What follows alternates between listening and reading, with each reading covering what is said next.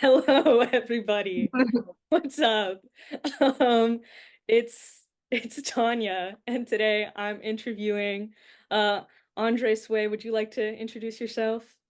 Hi, everybody. I'm Andre Swai. I'm a former NFA and Missouri policy debater. And yeah, hi.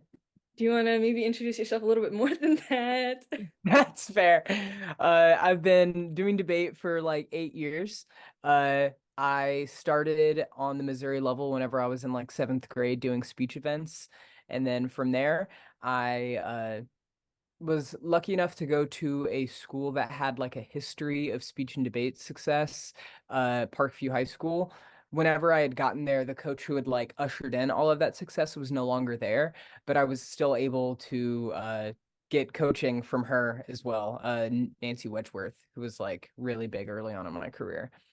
And then in high school, I primarily did Lincoln Douglas debate, or at least on the debate side, for 3 years, 3.5 years. And then I moved to policy with my best friend Emery, and we won the Missouri State Policy Championship. We were the first Black debaters to win. And whenever I did LD as well, I made it to, I think it was octafinals or quarterfinals of NCFL in LD.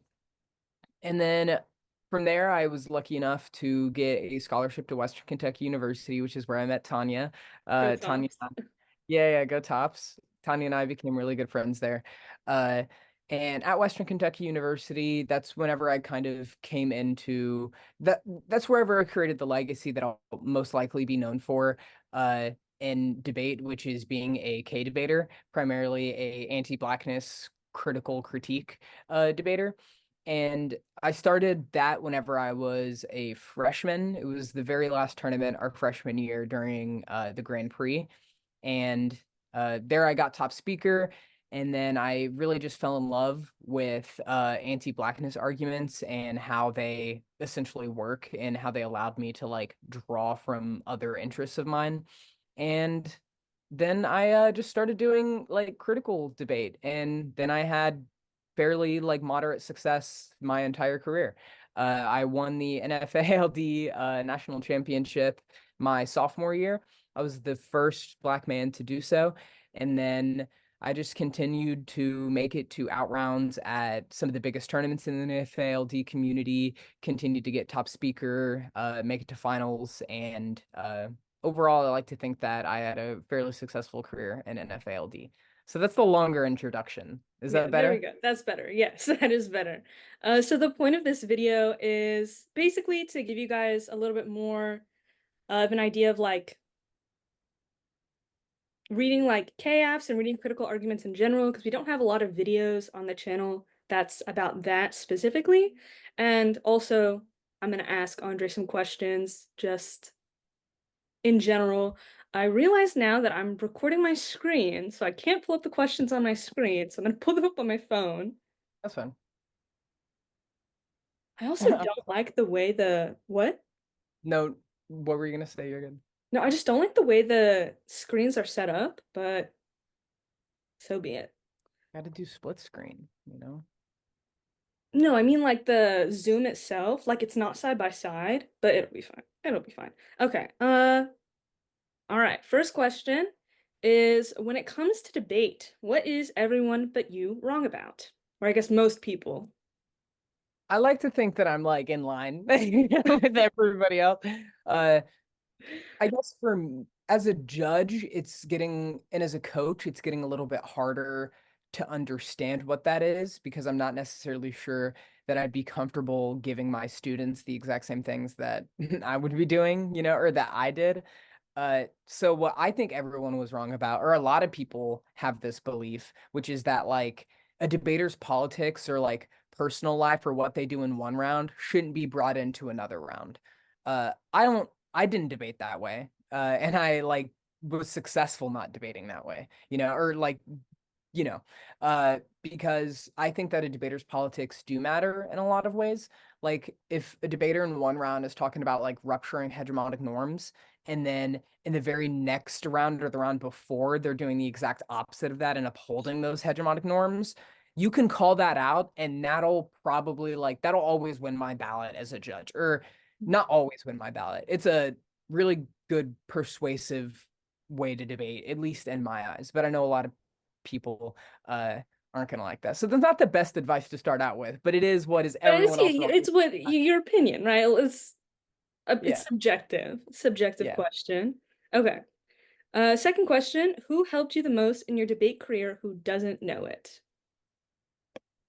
I'm fairly like I tell people all the time. I like to like give people words of affirmation whenever they've like helped me out and like been vital parts of my career. So I like to think everybody who's played a significant role in my career knows it, you know? Like even like people like Nick Wallenberg who were like we were literally like sworn enemies for like 4 years, you know, like had vitriol for each other and we brought it into rounds. He even knows that I've been like, hey man, you helped me out like so much, you know. Uh Probably one of my former students who passed away. Uh I just like lost it's just essentially their death was like that was a teaching moment insofar as like I was it's the first student who I've lost, and it just taught me to like be very kind to all of my students, you know. So they've helped me a lot in my debate career. Just try to be kinder, you know, or at least let people know that I care about them at the very least. All right, nice. Okay, what is something you figured out later in your debate career that you thought was very fundamental that kind of like changed the way that you debated? Uh, Google Scholar, uh, Google Scholar is your best friend, and like learning how to use that like a graduate student is like really important, you know, uh, or just like an academic, you know, like somebody who knows how to use the full length of Google Scholar.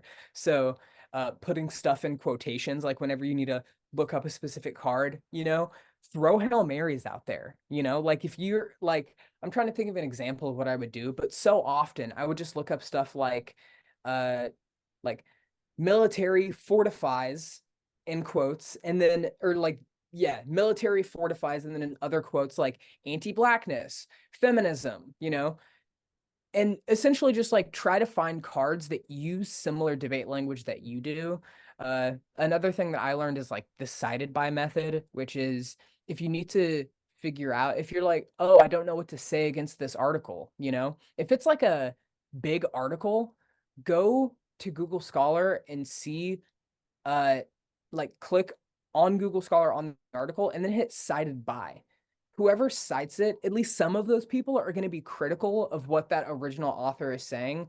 And that's something that I just learned in graduate school, not even as like a debate student. So that's just something that I think could be useful as well.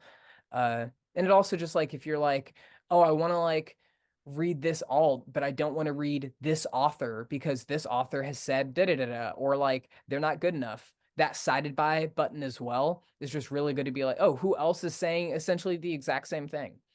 So yeah, that's what I like. Yeah, and Google Scholar is especially useful for critical debate where you mostly need to cite academic articles. Hmm. Okay.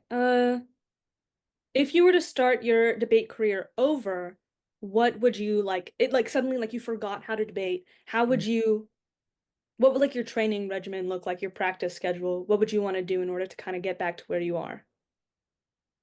My practice, like, what would I do differently? Yeah, This is, I did everything right. You know, I did everything right. no notes.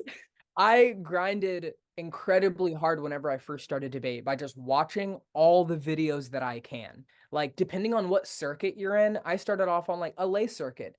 I watched every single NSDA final round in both LD policy and public forum for like 4 years. Rewatched them, every single available final round on YouTube. I watched, I flowed, just turned it on in the background. It was like straight up osmosis. I was always consuming debate. I was on Google Docs on my phone for like a solid 4 years in high school because it was like lay LD. So you're like writing your own cases. You know, I was always writing blocks. I was always like just absorbing debate stuff. And even whenever I was like in undergrad, Tanya, maybe I like to think that I was still always on my laptop doing debate work in some way, whether we were at like Burger Tuesday. Nah, Burger Tuesdays was sacred. I try not to ruin In the debate. class, in class, definitely. Primarily, yeah, in class, every single class that I've ever We're been. not suggesting that you in class prep for debate. I want to make that What would clear. I do differently? What would I do differently? Work harder, you know? Like, and when I say work harder, consume all you can that is debate related, be involved with the community. Uh, yeah.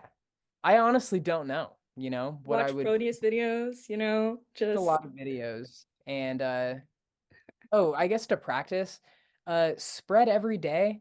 Do like one drill every day. I didn't do that. But like, I guess it's like what would I do differently? Do one drill every single day. So like, spend 15 minutes reading out debate arguments a day. After you get to a certain level, you're not necessarily going to need to do that. But to begin, reading ad nauseum is like Mhm. probably a good thing.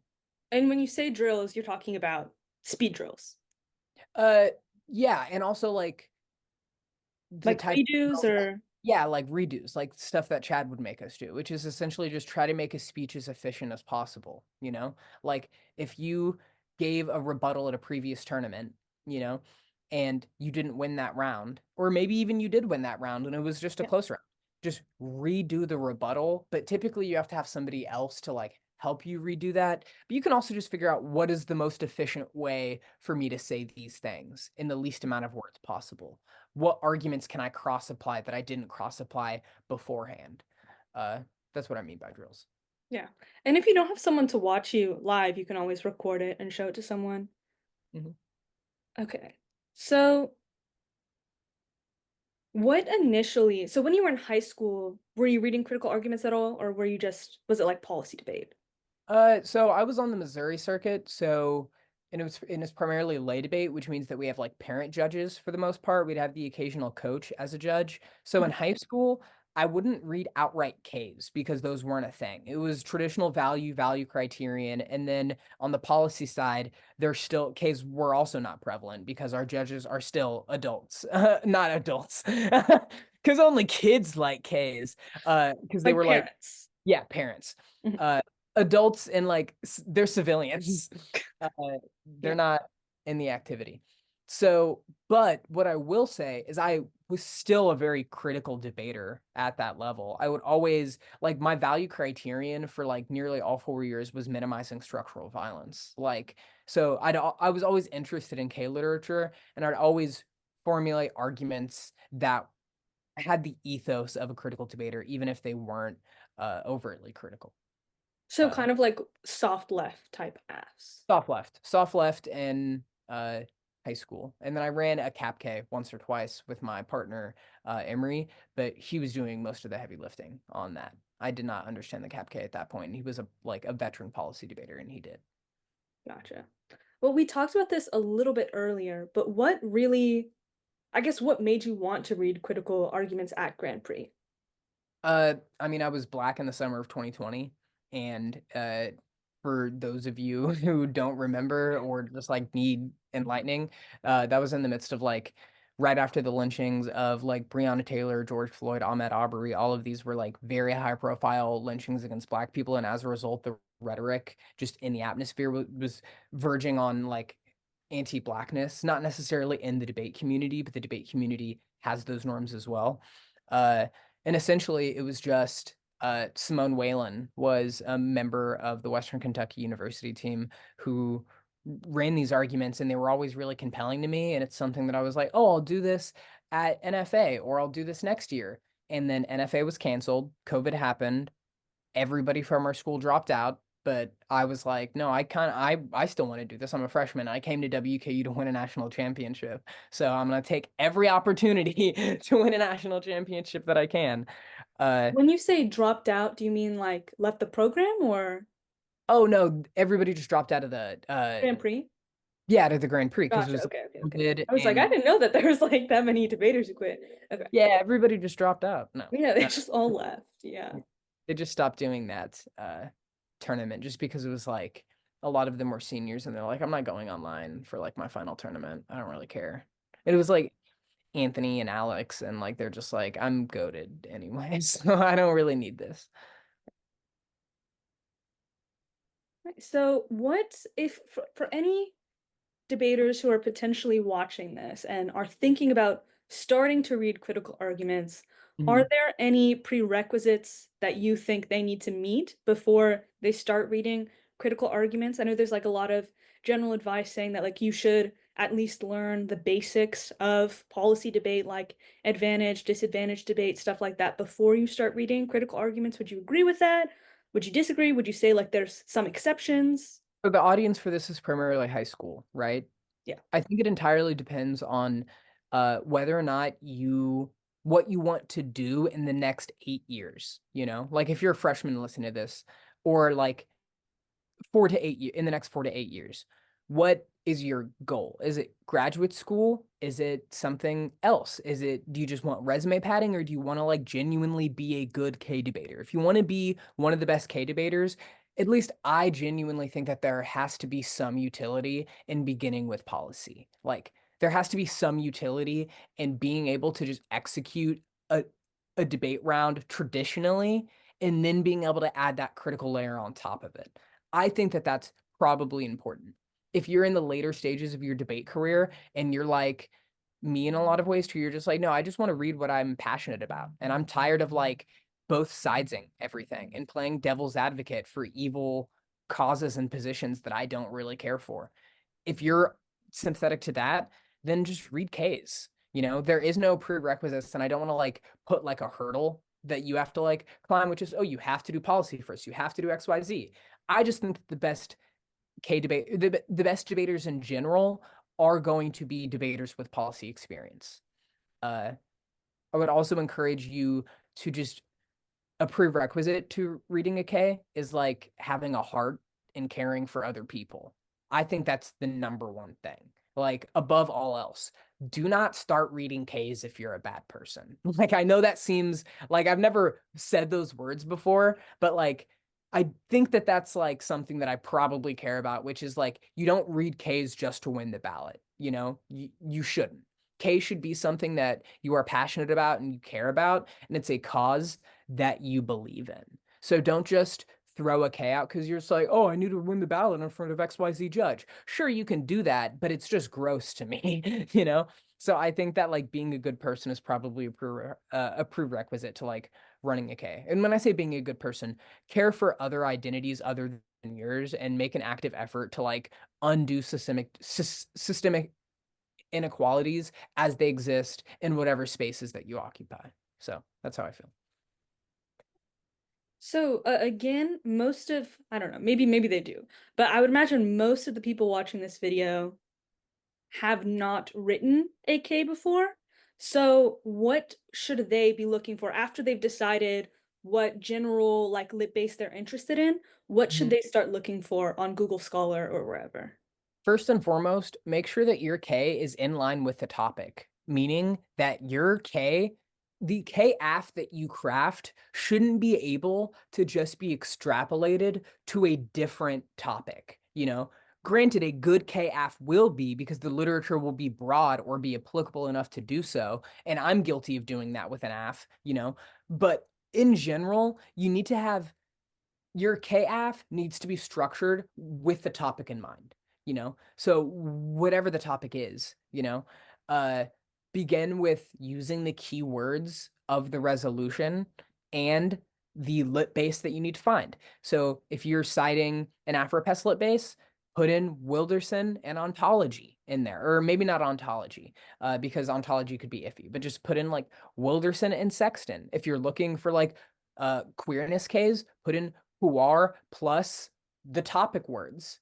Uh, Essentially, just like link your topic to the lit base immediately. I think that's like a really important thing to do. Could you And give an example of an AF you read in the past and like the topic link? yeah, trying to think of one that's like probably the easiest for me to extrapolate. Oh. it's also just like going where your heart goes and going like where your mind goes. So for me on the immigration topic, I uh this is less of a like a carded link. Granted, I did have a carded link. 21 Savage is a rapper who is in the United States. He's like an Atlanta rapper, but in the middle of like 2017, 2018, he was essentially like outed as being British. Like he's like actually from the UK.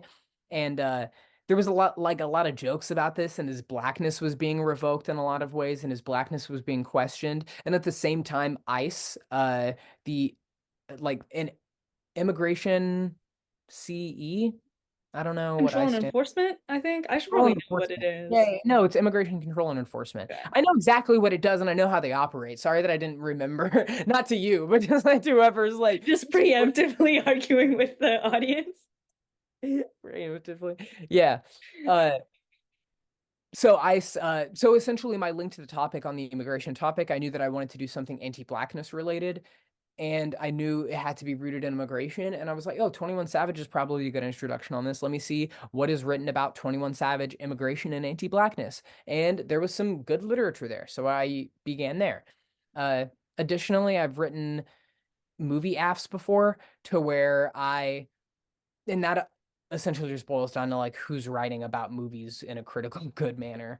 Uh, but like the movie Men in Black, that's a movie that I've always loved. And I'm like, oh, and then I found an article that was comparing it to immigration. So I made an AF completely centered around that. And I ran that, I believe, in like quarterfinals at NFA my sophomore year. So yeah. Yeah. So starting out with a link, what would Mhm. you say is the next step? Do you want to start thinking about your advocacy? Do you want to start thinking about like preempts? When do you start thinking about preempts?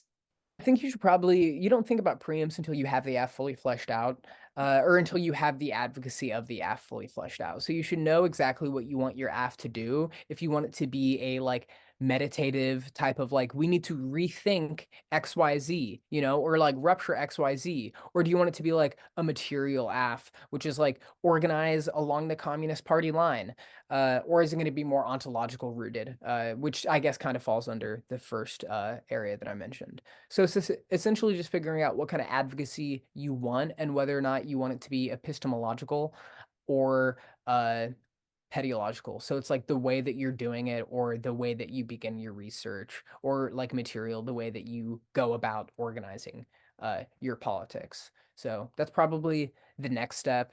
And then it also just helps to like look towards successful critical AFs. So I know Tanya can probably like link it whenever they publish, but like my wiki has some good examples, specifically from like my sophomore year. And I don't think I uploaded because a lot of the stuff that I was running my junior and senior year was like just like straight up like would get me on a watch list. It's just like it, it was less rooted in K-lit and more rooted in like activist literature. I was quoting from like anonymous or like people writing anonymously on Anarchist Archive and stuff like that. And then like actual revolutionary organizations from the 60s. So I don't have those available, but Tanya can probably post what some examples of mine look like. Yeah, checking out the NDT CETA wiki is also probably a good idea. Yeah, Taking a look at that. Okay, so when it comes to answering topicality, when do you mhm. think that should be a consideration? Like, at what point in the K writing process do you think you should start considering answers to T? So after you come up with an advocacy and a link to the topic, you should probably be considering how you're going to be responding to topicality. Like if your AF is straight up rejecting the resolution, you probably have some preemptive arguments rooted in there that are rooted in like education or whatever identity like class that you're drawing from, whether it be like identity or class. Uh and then begin from there. That's probably what I'd say. Yeah. How do you feel about reading the same K on the AF and the neg? Or do you prefer to have different positions for the AF? Uh so it depends. I hate just throwing out it depends, but it like genuinely does. Because I kind of grew to resent that idea. I didn't run everything that I ran on the AF on the neg. I may have occasionally, but for the most part, my AF was like material, and then on the neg I would read AfroPes. So like the AF was like burn it down. No, don't just think about it. Literally burn it down. And then the K was like burn it down, but just like, like ontologically, like uh pedologically burn it down. Uh so yeah, I forgot what the question was, but that was my Oh, answer. reading the same K on the AF and the neg. What made you Oh yeah. decide to I make that essentially distinction? just I'm like imposter syndrome essentially, and you need to like I needed to stake out my legacy and like essentially like define myself as a talented debater and not just like a one-trick pony who's reading like the same argument on the AF and the neg. I liked having diversity to pull from and be like, I can beat you with this argument and with this argument, and you're gonna try to say that they're the same thing, but that's how dumb you are that like you don't even like know that they're like different. Uh, so I think that that's something that I would always like prefer doing or enjoy doing. All right, let me see. Oh, what should you be looking for when it comes to articles? Like when it comes to cutting links and advocacies, what's the kind of language that you should be trying to identify, or do you think that there's some wiggle room when it comes to writing advocacies? It doesn't need to be super rooted in the literature base. I would always try to have it rooted in the literature base, and just to like, I guess, repeat what I've said before, go back and look at what KAFs have been ran successfully on the NDT NFA circuit, and then see the language that they use in their tags and in the cards that they use, and then just begin there. Like if you find an AF that you really like, uh, and they use language that you really like, pull from that language and start looking for articles specifically on Google Scholar. Like that's like the way that I dictate my students to research, which is you begin on Google Scholar, and if you cannot find anything else, move on to a different topic on Google Scholar, and then uh if you have to go back and look on regular Google for articles, because there could be some good blogs written by like actual activists, and there's good stuff in the Internet Archive or the Anarchist Archive. But in general, I like to think that Google Scholar is probably a good place to begin. Okay. I keep shutting my phone off. Okay. What do you think was difficult, if anything was difficult, when it came to transitioning from doing policy to critical debate? Uh, hmm, it's just so easy, Just you were natural. It was just No, it was very difficult. Essentially, just honestly, I don't know. I'm trying to think, but because it like there is some difficulty there. Uh, Essentially, just you have to like understand arguments more. Like you have to understand them, and you have to be able to sell them, you know? your arguments, you mean? Yeah, your arguments. Like, whereas like granted, and I also think that like a lot of judges say that they don't consider like speaking, that they're just like, oh no, it's solely like the words that are like in the documents or like da da da da, text in a vacuum. With K debaters, that's just not true. And they will not evaluate your K if you don't sell it and you don't perform it. They won't. They can say that they will. This is specifically on the NFA circuit. They may on NDT CETA, but I can also say that the most successful K debaters across all circuits are those that perform and sell their critiques. Uh, so I think that that's like probably really important is just like being able to sell through your case. Definitely. Is there anything that, and this is kind of the same as the question before, but is there anything that you think, any like misconceptions people have when it comes to critical debate? That it's an easy ballot because like you'll get like crushed by either a good K debater or just like a good policy debater. It also will just like you won't be respected. Like that's another thing, just because you like win. At least for me, that's what matters. I enjoy cultivating like a legacy and a relationship with people founded on respect in a lot of ways, like a mutual respect. And that won't happen if like uh it's made a mockery of. So I think that like probably taking it as seriously as you can is probably important. Can you rephrase the question again or Oh repeat yeah, it? what So, are like some misconceptions people have about critical debate? I'm trying to think of some other misconceptions potentially. That it's easy, that,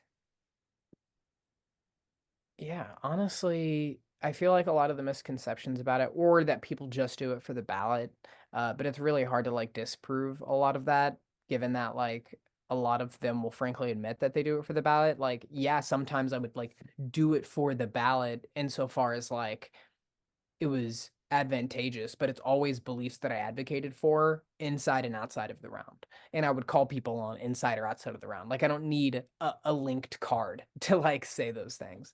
Uh, so yeah, I don't really know any other misconceptions that I could clear up about it.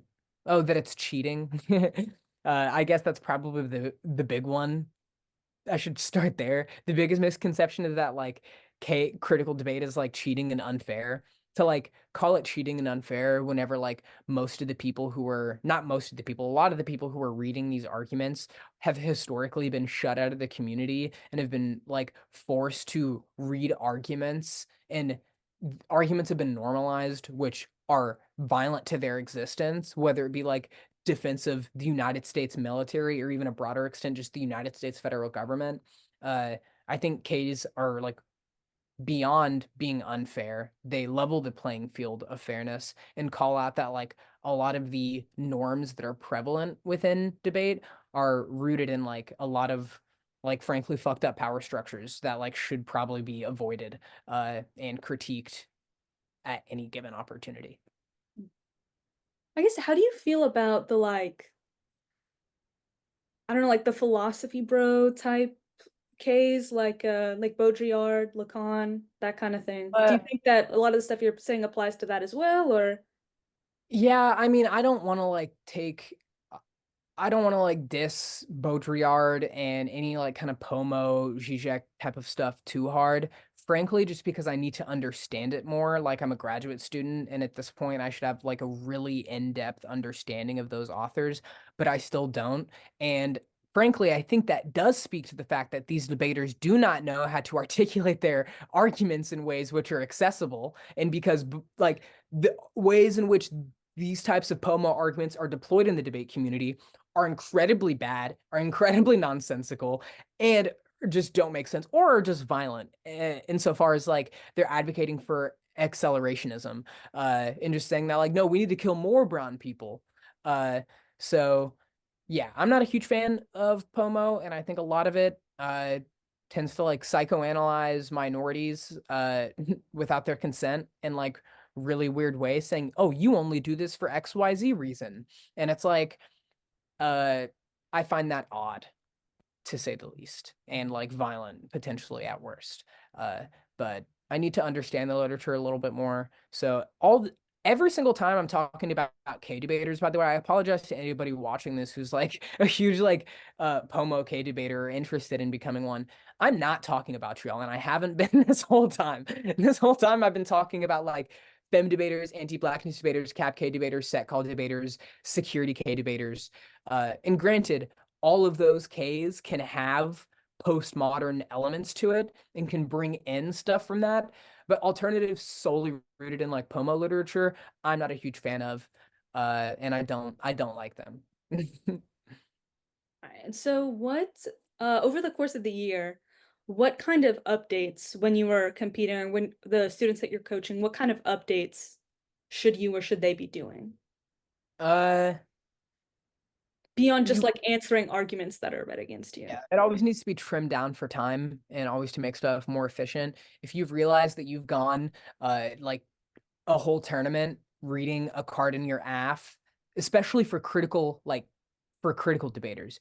If you've noticed that you've been reading a card in your AF, because a lot of times you're reading at max like 6 to 10 cards, uh, in the like AF case. if you notice that you haven't read one, or you read one in the 1AC and you don't talk about it like the entire debate, and like it never really gets brought up for you and it doesn't really matter for you, get rid of that card and get a new one. Like, and get something that you can consistently go for and consistently throws a wrench in your opponent's gears. So I also think that like finding alternatives, I think finding like alternatives that say exactly what your previous alternative said is good for whenever people like, for Find at like least for, indicts to the. yeah, find indites or like turns to your specific alternative. So yeah. Uh, yeah. All right. And then what kind of, I guess when you're responding to T, Hmm. what kind of T arguments do you recommend having answers to going into like your first tournament of the season or like your first time reading the AF? I think that you obviously need to have an answer to like the most obvious ones, which are like fairness, education, switch sides debate. And each K is fundamentally set up to win the education and SSD debate, I think. Uh, Fairness, it becomes a little bit more difficult. You have to articulate it in a certain way, and it depends on what your K is. Like if it's a security K, the fairness that you're talking about is literally like, oh, it's not fair for me to be able to like bomb brown people in like brown countries, you know? Uh, that's like a reasonable argument to make. Uh, so yeah, I feel like that's how I feel about it. Yeah. So when it comes to other off case positions, like when it comes to generally people will read like T and the K, right? Are there any other arguments that, or like spec, are there any other arguments you found people were reading against you regularly that didn't fall in those categories? Uh, Cap K, T, theory arguments, spec. Uh, Other than that, not really. Some people would read like, I mean, they were bad. Nobody ever ran. No, there was never any consistent position. Sometimes people would try some stuff like disadvantages, like academy disadvantages, or like reform NFALD counter plans. But like none of these things were ever successful, really. There was uh Nick had some interesting, like, I don't want to call it postmodern. It wasn't postmodern. It was just like some weird critical stuff that was like fairly good. And it wasn't like uh, it's Zimbalist. If you go to like Nick Wallenberg's NFALD stuff his senior year, he goes to University of Nebraska Lincoln. You can see, or went to University of Nebraska Lincoln. You can find his Zimbalist stuff that he cut, and it's pretty His senior year would have been last year, 2023. 2023. Yeah, for anybody watching this in 2100 or whatever Yeah, it is. exactly. Yeah. That's just that's that's all there's gonna be is just Proteus videos and nothing else. Exactly. Yeah, okay. When it comes to answering the K, was your strategy like typically to go for like the turn or not the turn, the perm to perm it or to try and turn the K? You always have to throw a perm out there, typically. It's just like probably for the best. Uh, and then I would try to turn it as well. And then you go for the K can't solve the F. Mhm. Those are the three arguments. Perm, turn, K can't solve the F. What was your like preferred 2AR to go for though? Against the K, probably the because a lot of my KFs are like hard to perm. Or no, that's not true. So like it depends on what your KF is, but like for mine for whenever I ran like a black insurrection AF, which is like a black radical dictatorship, not like a singular black fascist dictator, but just like a dictatorship of the proletariat. It's more analogous to that for anybody wondering why I'm defending black fascism, which I'm not. Uh, so it's essentially for that one, I remember I would always what was the question? Say one more time. Lost my train Oh, of thought. your ideal 2AR, was it going for the perm? Oh Uh, yeah. So for an AF like that, right, which was like materially calling for black people to take up arms against the United States federal government, for an AF like that, I found it really persuasive to run a permutation because it's essentially like if it's a cat permutation or if it's uh a fem permutation or an anti-blackness permutation or a queerness permutation, why can't black people have autonomy and arm themselves against their oppressors in the world of your critique? Because if they can't, then the world of your critique sounds kind of like the squo for black people, you know? So that's an argument that I always found persuasive, which is just like, why can't we liberate queer people and black people at the same time? Like, I'm not sure why you have to like come into my KF and say, no, we need to liberate queer people. And it's like, I'm like speaking specifically to black people right now. Uh, and like queer liberation can be thought of in tandem with black liberation. Like I'm a queer black man, but I never really went into my debating centering my queerness. So that's just the type of philosophy that I had in regards to like uh, what I would go for. The permutations against those are like incredibly persuasive. And was that your preference? Like if you could perm the K, you would want to go for the perm? Yeah. Yeah.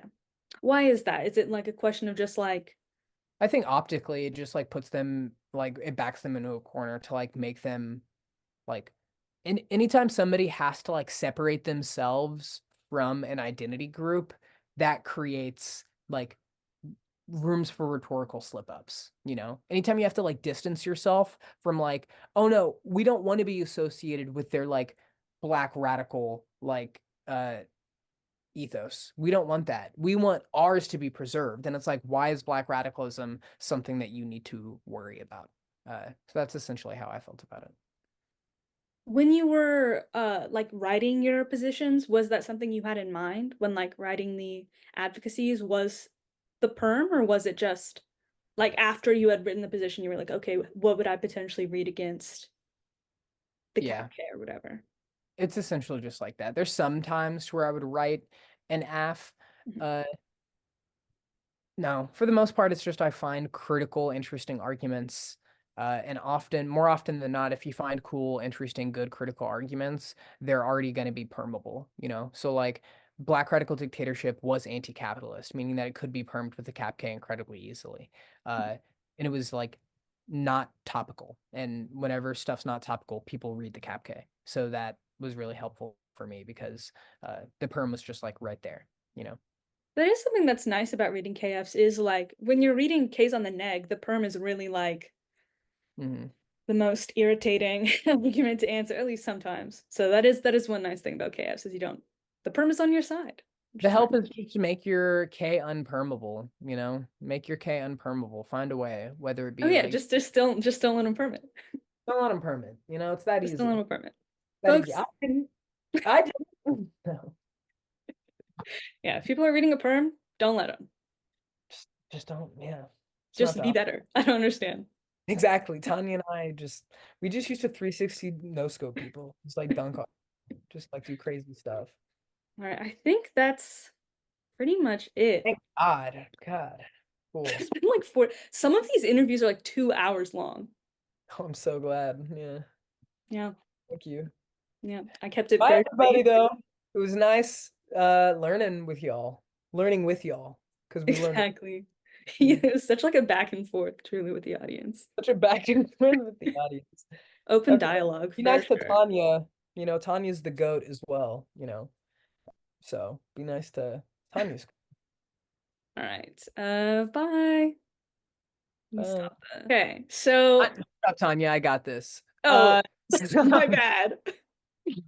I'm also coaching, by the way, for anybody who's interested in getting coached from by a national champion, national semifinalist, national top speaker 2 times over, state final or state champion in policy. Just hit me up. There is a Reddit post that I have underneath Dre Sway, and there is a Google Calendar link. I'm also just gonna have Tanya put in my Yeah, I'll email, put the link to the Google Calendar link. Yeah. a link to everything that's necessary. So if you need weekly, bi-weekly, monthly coaching, either this summer or before the season starts coming up, just let me know, and I can help you out. So thank you, Tanya, for reminding us about that. Yeah, so if you're interested in reading critical arguments, you'd want a little bit more personal guidance, you can always hit Andre up. All right, bye guys. Bye.